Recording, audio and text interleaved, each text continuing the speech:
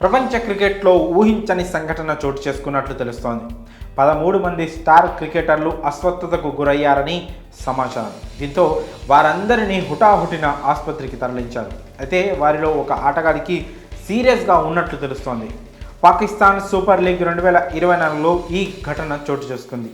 ఇందుకు సంబంధించిన పూర్తి వివరాలు ఇలా ఉన్నాయి. పాకిస్తాన్ సూపర్ లీగ్ 2024లో అనుకోని సంఘటన జరిగింది.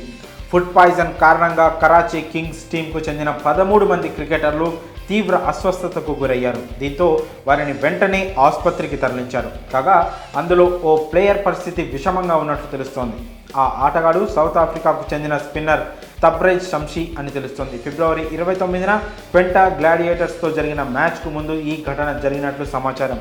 అస్వస్థతకు గురైన ఆటగాళ్లలో ఆస్ట్రేలియాకు చెందిన డానియల్ శామ్స్, సౌత్ ఆఫ్రికాకు చెందిన Leus du Plooy, Karachi kings head coach Phil Simmons ఉన్నట్లు తెలుస్తోంది. అయితే ఇంతమంది ప్లేయర్లు అనారోగ్యం బారిన పడినప్పటికీ కరాచీ కింగ్స్ యాజమాన్యం, పిఎస్ఎల్ లీగ్ మేనేజ్మెంట్ ఈ విషయాన్ని బయటకి పొక్కకుండా జాగ్రత్త పడుతున్నట్లు పాక్ మీడియానే ప్రచారం చేస్తోంది.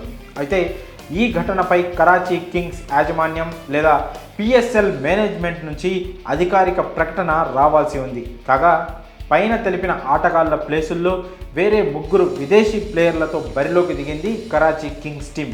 ఇక మ్యాచ్ విషయానికి వస్తే తొలుత బ్యాటింగ్ చేసిన కరాచీ కింగ్స్ టీం నిర్ణీత 20 ఓవర్లలో 8 వికెట్ల నష్టానికి 165 పరుగులు చేసింది. అనంతరం 5 వికెట్లు కోల్పోయి చివరి బాల్కు విజయం సాధించింది క్వెంటా గ్లాడియేటర్స్ టీం.